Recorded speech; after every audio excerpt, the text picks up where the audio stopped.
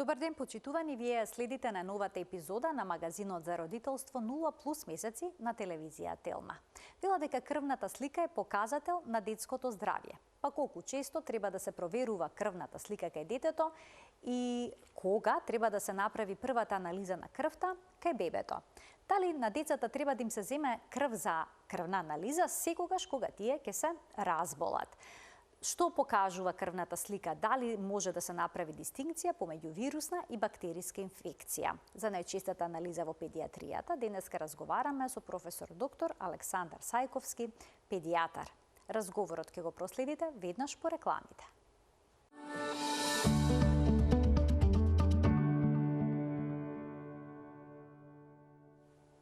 Колку често треба да се проверува крвната слика во детска возраст? За најчестата анализа во педијатријата денеска разговараме со професор доктор Александар Сајковски, педијатар во Аџибадем Систина. Професоре, добре ни дојдовте во студиото на Телма. Добар ден. Добар ден и на вас. Благодарам за поканата и се надевам ќе одговориме на некои интересни прашања. Кога станува збор за бебињата, кога е потребно да се направи првата анализа на крвта за да се провери дали бебето е анемично или не? Кога се прави она прва контролна крвна слика? Морам само да вратам на почеток, значи она што и вие го споменавте, дека правењето на крвната слика е апсолутно најзастапена анализа во светот, особено во педијатријата, и најмногу се прават од сите лабораториски анализи крвни слики, така наречена крвна слика во кој што се испитува белата лоза, црвената лоза, тромбоцитите, нели, оние елементи крвни елементи кои што ни се битни за основно функционирање, да кажам така. Пред да одговорам за првата евентуално контролна, еве да ја кажеме така, значајно е да се напомене и во болницата каде што ја работам и во другите родилишта, кај новородените деца, после раѓање се зима веднашка крвна слика, и тоа е анализа која што ја проверуваме она непосредно после раѓање. И добро е, истовремено, таа крвна слика да се земе дента кога бебето си оди дома, од родилиште. Тоа кога си оди дома, се зимаат и лабораторија и за други некои анализи, како што е билирубин, она за жолтица. Но тука се проверува каква е состојбата покрај клиничкиот преглед во тие првите 3 или 4 дена, или зависно од престој на бебето и на мајката во родилиште. Кога станува збор за евентуална контрола на крвна слика понатаму, идеален тајминг би бил 4-ти месец. Ако гледаме само кога да се направи некоја крвна слика, идеално.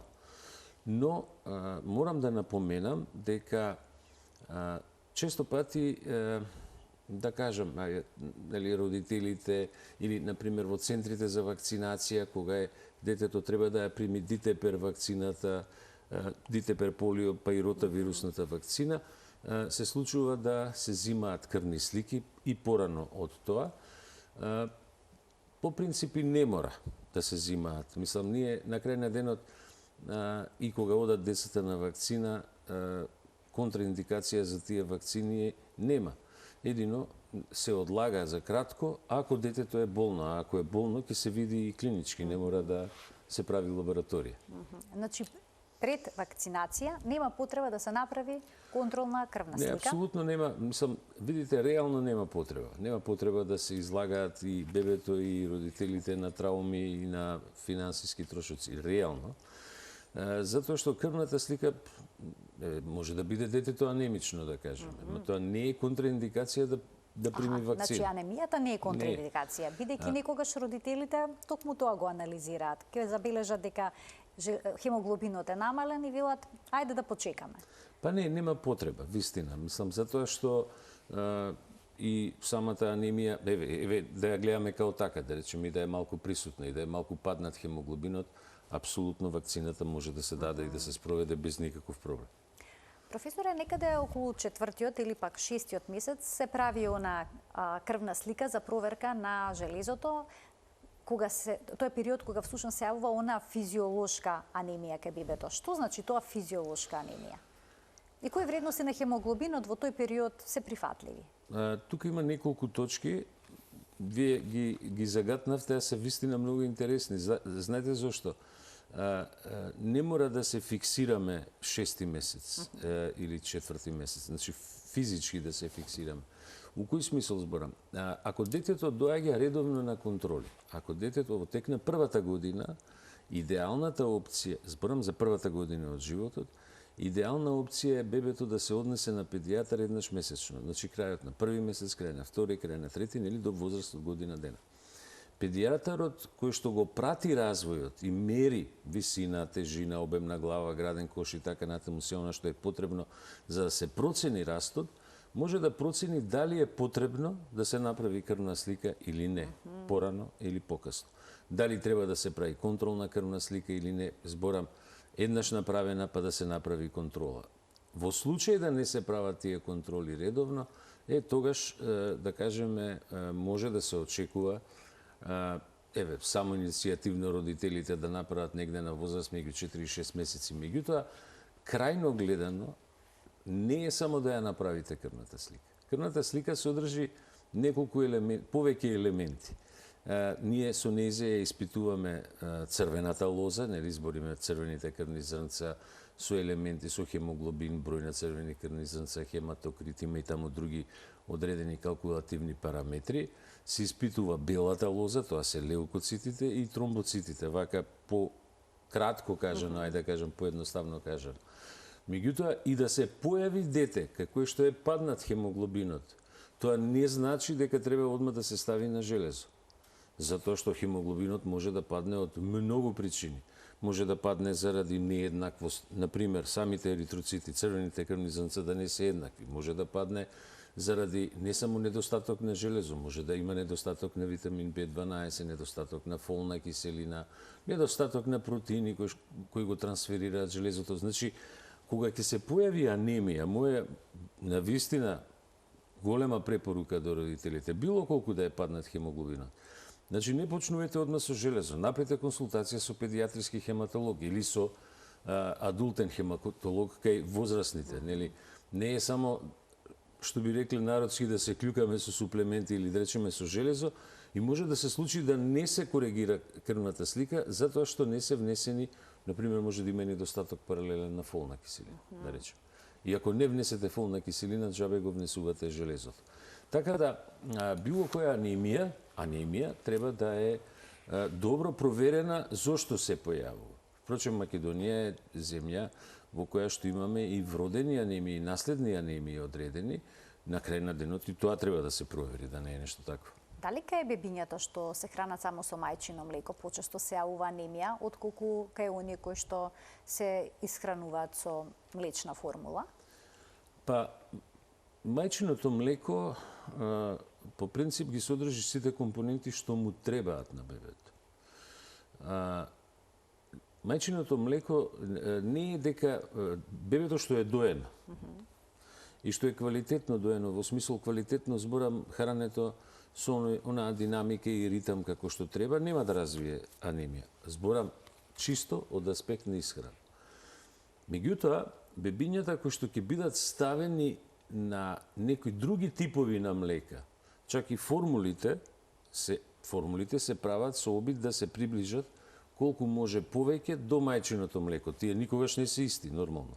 Не ни може да бидат исти, сега не знам технолошки дали некој едно време ќе се направи тоа, но ако се постави детето рано во доеначка возраст на кравје млеко, оно сигурно ќе направи анемија. Дете поставено на кравје млеко прави анемија заради дефицит на железо. А на козје? Дете поставено на козјо млеко зборам, не формула, млеко. Така, млеко. Што велат свежо млеко, така, обично смета дека е тоа добра Па не, апсолутно. Тоа дете ако е на козјо, ќе развие исто така анемија, ама заради дефицит на фолна киселина.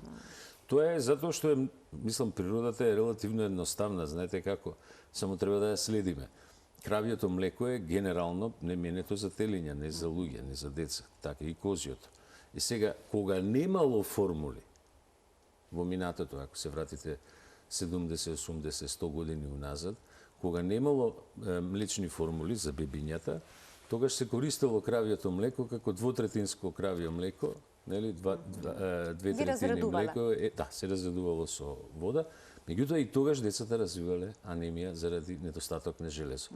Сакам да кажам, значи, ако случајно мајката нема млеко, апсолутно треба да се воведе формула не кравјо млеко, не козјо млеко. А, докторе, што е со поголемите деца кои што пијат многу млеко? Дали тие може да развијат анемија? Да, апсолутно. Доколку значи конзумираат поголема количина на кравје млеко, во тој случај препорачувате да се прават почесто крвни анализи на крвта, односно крвна слика, за да може да се направи некаква корекција во исхраната, да се следи растот и развојот кај детето? Децата кои што се, да речеме, и над 6 месеци, па и деца над година дена, ако ги ставиме на поголем квантум на пиење, да речеме кравјо млеко, што би рекле тетрапак млеко или свежо млеко, тоа млеко, бидејќи составот е доста различен од мајчиното млеко, може да доведе до оштетување на ентероцитите, тоа се клетките во цревата, може да доведе до појава на алергија на протеини на млеко, може да доведе дури и до мали крварења во црев, кои не може вака со око да се видат, нели, мали капки крв, и може да доведат апсолутно до слабокрвност, таков тип на млеко. Значи, не е потребно детето да пие големи количини на млеко. Млечните производи, ферментираните млечни производи се нешто друго. Збориме кисело млеко, јогурт, кефир, кашкавал, сирење, тоа се веќе преработени млечни производи, има промени во нив и може да се внесуваат, меѓутоа не треба да бидат доминантна храна, зборам, нели, да бидат дел од нормалната исхрана. Затоа децата кои што ако се ставени на многу голема количина на млеко, секако треба да се направи контрола на крвната слика за да се провери какво е нивото на хемоглобинот, нели, какво е нивото на црвените крвни зрнца, серумско железо, фолна киселина и други елементи кои што се за анемија. Така.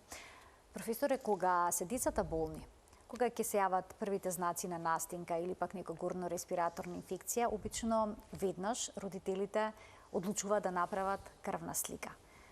Дали секогаш кога е детето болно има потреба за такво нешто?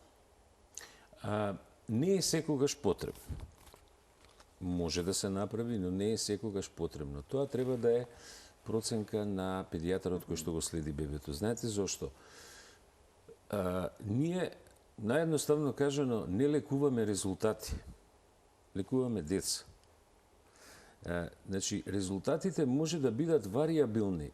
Кај една генерално, можеме да кажеме, да речеме, кај деца кои што имаат вирусна инфекција, нема да има драматичен пораст на бројот на леукоцитите, на белите крвни зрнца, и ќе има пораст во структурата на белите крвни зрнца, ќе има пораст на лимфоцити или моноцити, додека кај деца кои што имаат бактериски инфекции, може да дојде до пораст на белите крвни зрнца, со пораст на една група на бели крвни зрнца што се викаат гранулоцити. И тоа може да ни е алатка, значи нас како педијатри, може да ни е помошна алатка во диференцирање кога не сме сигурни дали се работи за вирусна или бактериска инфекција. На тоа може да се направат и некои други лабораториски. Како ЦРП што е? Апсолутно.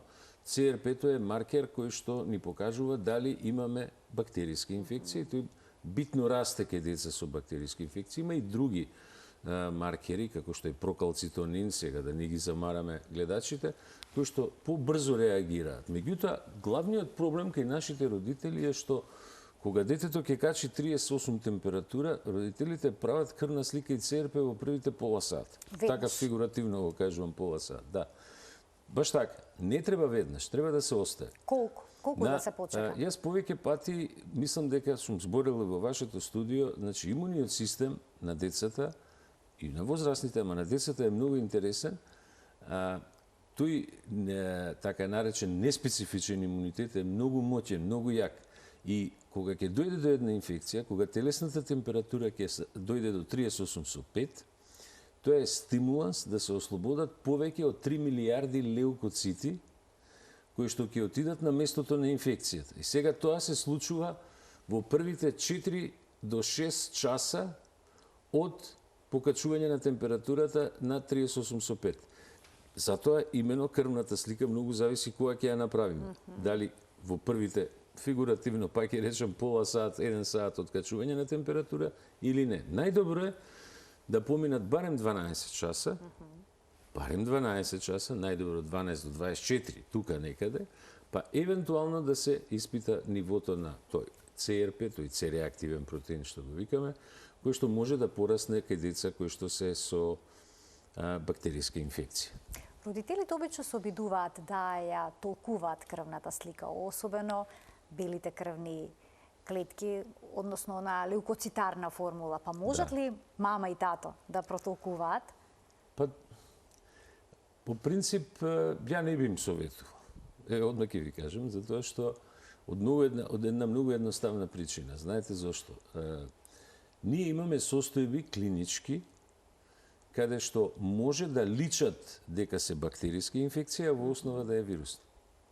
Значи, може да има пораст и на гранулоцитите кај одредени инфекции и ние ќе мислиме дека е, нели, родителите ќе помислат дека е бактериска инфекција, а уствари се работи за вирусна инфекција. Дури CRP-то, например, ако е покачено, да речеме 30-40%, ако е качено од нормалните вредности, веднаш се може да ги фати паника родителите, да мислат дека е бактериска инфекција и да бараат дури од домашна аптека па да дадат антибиотик, а тоа да е повторно вирусна инфекција.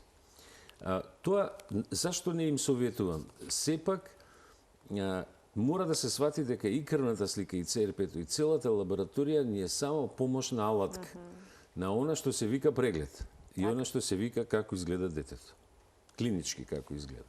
Некогаш нас не ни треба крвна слика. Ако имаме дете кој што има класична ангина, например, она лакунарна ангина што ја викаме, нели, со гнениче, па што ќе правиме крвна слика? Тоа е јасно дека треба да се даде антибиотик.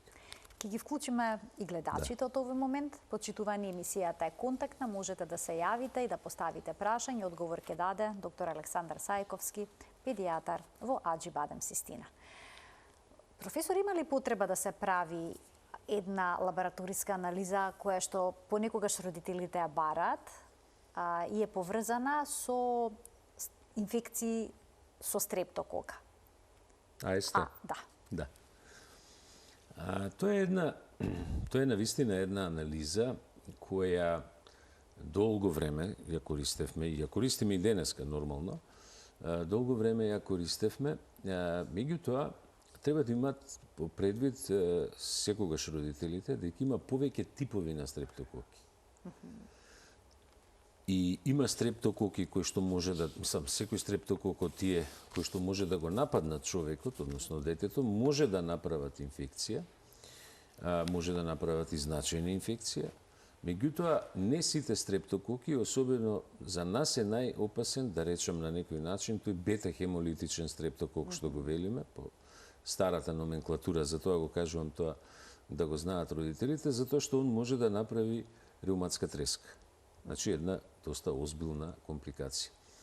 АСТ е тест со кој што ние одредуваме дали детето било во контакт и е уште во контакт или има активност на стрептококна инфекција. АСТ-то има промени во тој дел, значи се прави, меѓутоа сменето е некои работи во однос на третманот понатаму се сменети и сега не се даваат превентивно, порано се даваат повеќе типови, повеќе форми, мускулно, преку уста, пеницилински препарати за да се намали тој титар на тој АСТ, антистрептолизиски тест. Меѓутоа сега веќе и со прецизните диагностики со брисевите нови може да се детектира го има или го нема. Имаме гледачи, ќе им дадеме предност. Добар ден за првиот од нив. Добар ден. Повелете, во програма сте. Имам прашање за докторот. Го очекуваме, ве слушаме. Колку може да се дава на бебињата бадемово млеко после 6 месеци? Значи, вие давате бадемово млеко, така, после 6 месеци? Не, имам прашање дали може да се дава. Дали може да се даде? Така не ве разбрав, се извинувам. Ви благодарам за вклучувањето во програма и ова интересно прашање, докторе. Да, апсолутно. Бадемово млеко може да се даде, апсолутно. како што е и, да речеме, и водата од кокос или водата од или млекото од кокос. Сам сега тука зависи и до вкусот, нели? Тие се растителни млека, нели? Не се животински млека. Има разлика нормално во составот на бадемовото млеко во споредба со мајчиното млеко, но како една од компонентите во исхрана може да се даде, апсолутно. Но може ли да биде комплетна замена, да речеме? Па не е да е баш комплетна замена. Знаете, мајчиното млеко содржи елементи кои што сега пред се имунолошки содржи. Оти бебето кое ќе се роди, оно во првите 6 месеци го држи имунитетот на мајката. Мислам, она го трансферира имунитетот кон него, после тој паѓа. Али има огромен број на молекули кои што мајката ги пренесува на бебето, кои што се имуногени молекули, кои што помагаат, антитела едноставно пренесува. Да. Уште еден гледач ке вклучиме. Добар ден. Добар ден. Повелете. Би сакала да ве поздравам најпрво и да поставам едно прашање до докторот. Јас сум баба со 2 внучиња. Таткото нивни е носител на таласемија има. Па би сакала исто ги испитаа и внучињата. Едното е на 2 годишна возраст, другото на 6. И двете им се констатира таласемија. Па би сакала да прашам што тоа понатаму, дали може тоа да исчезне или Што тоа би значило? Едноставно како загрижена баба би сакала да јасно. Ви благодарам за вклучувањето во програма. Што можете да на дадете како таласемијата и совет? мислев, кога спомнав дека може да најмногу на незе мислев како клиничка состојба која може да биде од групата на наследни анемии, нели? Таласемијата е состојба која што ја има често во Македонија, во одредени региони особено. Добро е што во семејството имаме еден родител, као што е случајот сега. Добро е да се направи анализа кај децата, за да се утврди генетската структура каква е и која е степенот и тежината на таласемијата. Тоа секако треба децата, овие дечиња, мислам, нормално ќе си функционираат, ќе си живеат, но треба од време на време да се направат консултации со педијатриски хематолог, чисто да се прати каква е состојбата со хемоглобинот, со оние елементи кои што се врзани со анемијата. Но не може да се надмине, да се надрасне. Не, тоа е вродено. Тоа е вродено. Кога станува збор за земање на крв кај децата, дали треба тоа се направи од прст или пак од вена? Што е подобро? И зошто кај бебињата понекогаш се зема крв од пета? Да, ни користиме еден многу интересен термин минимакс приод. Со минимална инвазија да постигнеме максимални резултати. Идејата е тоа. Она што е, значи, зависи дали ќе се зима од вена или од прст. За крвна слика најчесто се зима од прст, нема потреба од вена. За некои лабораториски анализи мора да се земе од вена. Меѓутоа, сакам да кажам дека техниката на зимање на крвната слика сега пак е многу битна. Затоа што кога се зима од прст или од пета, пошто и петата е прокрвено место доста, ако многу се притиска местото за да се добие крв, може да дојде до така наречена хемолиза и да добиеме лажни резултат на крвна слика каде што имаме пониско ниво на хемоглобин. Значи треба многу внимателно да се зима. И тоа многу зависи од крвните слики скоро секаде во светот сега. Самата крвна слика не се зима од вена, меѓутоа ако се зимаат други анализи, може да се земе од вена. Сега, кога детето е често болежливо, препорачувате ли да се направи испитување и на нивото на витаминот D? Апсолутно да. Да. Дури кај децата, бидејќи тоа е некако како практика кај возрастните, да се провери нивото на витаминот D, за да се утврди дали има недостаток, дефицит или не? Ние секако имаме недостаток. Значи, без оглед што Македонија има поише од 250 дена сончеви, или колку има, нели, по ние метеоролошките извештаи. За жал, начинот на кој што се облакаме, зборим и за децата и за возрастните, начинот на кој што функционираме, начинот на користење на антисончеви креми не води во ситуација да имаме дефицит на D-витамин. И тоа се гледа сега. Значи, D-витаминот, апсолутно, мислам, кај децата мора да се провери. Има уште една анализа која е многу важна, која не смее да се заборави, тоа се така наречени ВДР, витамин D рецептори. Тоа е на некој начин, наједноставно да го кажам, некоја генетска структура како детето го метаболира D-витаминот, односно ресорбира и метаболира. И возрастниот човек, нели? И тоа е многу битна анализа заради имунолошките ефекти на витаминот D.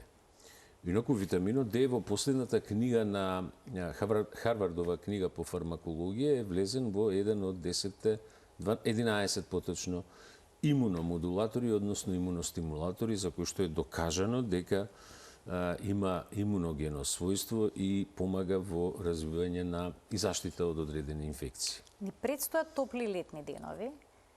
Веќе споменавте дека животниот цикл е таков што не сме директно изложени на сонце. Па што советувате, дали бебињата, малите деца, но и поголемите, би требало да земаат суплементација на овој витамин или пак во текот на летото треба повеќе да се изложуваат на сонце за природно да го и синтетизираат? Да, значи прво да дефинираме, витаминот D се создава во кожата под влијание на ултравиолетовите зраци на сонцето од една молекула што се вика 7-дехидрохолекалциферол се создава 7-ергохолестерол се создава колекалциферол, кој што една мала количина како ергокалциферол се внесува преку храната. Колекалциферолот, тој у кожа што ќе се создаде, во јетрата се трансферира, тоа е еден цел процес. Нели, до добивање на активната компонента која што фактички го дава својот ефект. И ние долго време мислевме дека фактички само бубрегот може тоа да го произведува тој активен метаболит и мислевме дека тој е само во бубрегот и го држи само метаболизмот на калциум и на коските, нели заради коските. Стабилноста на коските, доволно осификација и така натаму. Меѓутоа испадна дека во многу други органи се продуцира истиот тој активен метаболит, а пред се во имунитетот. Значи во коскена срцевина, во јетра, во слезка, во повеќе органи. Луѓе, деца кои што имаат ова, малце сега ќе ви одговорам на прашањето дали лето и зима многу зависи од генетската констелација и од оној тест што ви го спомна ВДР пред малку. Ако е лоша генетската констелација кај една индивидуа, не треба секој ден да го зима, неовисно колку време поминува на сонце. Но кога веќе ќе излезете на сонце, имајте во предвид дека за да се создаде D-витаминот во кожа, треба да поминат 45 степени. Аголот на сонцето треба да е над 45 степени од хоризонтот. Тоа е некаде 10, 11, 12. Значи во 12 часот ретко кој изнесува дете или излага надвор. На најакото сонце, така? Да. Така што тоа објаснува зашто треба всушност да се земе и вие, суплементација. да речеме, користите креми за заштита од сонце, они за повеќе од 92% го намалуваат создавањето на D-витамин во кожата. Имаме гледач, ќе го слушнеме неговото прашање, ќе му дадеме предност. Добар ден. Ало? Во програма сте, ве слушаме. Добар ден. Добар ден. Моето прашање е следно. Следно е моето прашање. Имаме малечко кој што има 11 месеци и прима D-витамин 800 интернационални единици и омега-3. До кога да прима витамин D и дали се овие многу за летниот период и до кога омега-3? Ви благодарам за вклучувањето во програма. Ова е сега една главна дилема во овој период од годината. Што, колку, дали се намали дозата? Да, ако 800 единици не е никоја посебна количина. Значи, дозата на D-витамин зависи од тоа како напредува бебето. Прво тоа. Ако бебето напредува побрзо, значи расте повеќе, нормално и дозата на D-витамин треба да е поголема, така? Второ, зависи колку се изнесува надвор. Ако детето го изнесуваат, еве, господјата што се јави сабајле 8 саат на плажа кој ќе одат, да речеме, на море, тогаш и нема да се создаде D-витамин во кожа, така треба да се даде. Но ако го изнесуваат во период околу 11-12 часот, за 15 минути може во кожата да се создадат дури и 10.000 единици D-витамин. И тогаш може и да не го дадат. Меѓутоа, и тоа зависи многу од онаа генетска констелација која што ја кажавме преска. Така да мој топол совет, направите витамин D рецептори анализа, концентрација на D-витамин еднашка, не се боцка стално тоа да се прават тие анализи и може да се види која е дозата која е оптимална за секој. А омега-3? Омега-3 е... Тоа е, има еден Валтер Шулц, еден професор од Келн, кој каже дека откривањето на чистата омега за употреба кај деца е веројатно најголемо откритие во медицината во последните 25 години, зборам чистата омега. Омега-3 помага многу во развојот на мозочето кај децата, на нервите. Добро е да се пие, но ако, и тоа зависи многу од исхраната. Ако во исхраната кај децата имате храни кои што се богати со омега, а тоа пред се мисли на така наречени мрсни риби, морски риби, да речеме, како што е лосос, бакалар, скуша, Тие хари. сините. Да, ако има доволно во исхраната и не мора да внесеме. Меѓутоа, кај нас во нашава имаме држава... навика баш. Добро, лососот е веќе присутен Па е во присутен, исхраната. ама ако го нема доволно во исхраната, тогаш треба да се внесе. И има една прекрасна студија шведска, морам да ја напоменам, сакам да ја знаат гледачите. Шведска студија направена анализа кај деца школски од 7 до 14 години. Оние деца кои што јадат 2 пати и повеќе таква риба, каде што има повеќе омега-3 неделно, имаат болji школски резултати од деца што не јадат. Еве, уште еден поттик зошто треба почесто да омега-3 треба биде да се рибата присутна на трпезата, но риба како што е скушата, Скуша, харинга, бакалар, лосос, тој тип. тој тип на риба. Што обично не го конзумираме? Па, не баш. И моето последно прашање во денешната емисија е колку често да се прави крвна слика кај поголемите деца? Кај поголемите деца, зависно од возраст, апсолутно, треба од време на време, например, кај девојчиња, значи кога ќе почне пубертетот, Така. кога ќе почне менструалниот циклус, кај девојчиња треба да се проверува. Кај машки деца и девојчиња кои што се спортски активни, треба исто така да се проверува. Во склоп на тие спортски прегледи, исто така тие се една од анализи кои што се прави при тестирањето на тие дечиња. Така да, а тоа се обично на 6 месеци до 1 година, особено во таа група на деца. Систематските прегледи вклучуваат и крвна слика. Да. Зошто е тоа потребно? Најчесто за анемиите да се Па најчесто детектираат? за анемиите, да, и за некои други состојби кои што поретко се диагностицираат, например кај белите крвни зрнца, ако има многу ниско ниво на тие гранулоцити, има некои состојби кои што може да влијаат негативно на имунитетот, за да се откријат на време и со време некои такви состојби. Можете да забележите пат на имунитет врз основа на крвна слика? Оној класичен, без испитување на антителата, не, али, например, има дечиња што имаат таа гранулоцитоза и таа одма се гледа на крвната слика. Видно се забележува. Јас ви благодарам многу за вашето денешно гостување во магазинот за родителство 0+ месеци, што ни дадовте убави појаснувања за ова релативно честа, ако не најчеста анализа во педиатријата, крвната слика. Ви благодарам и на вас.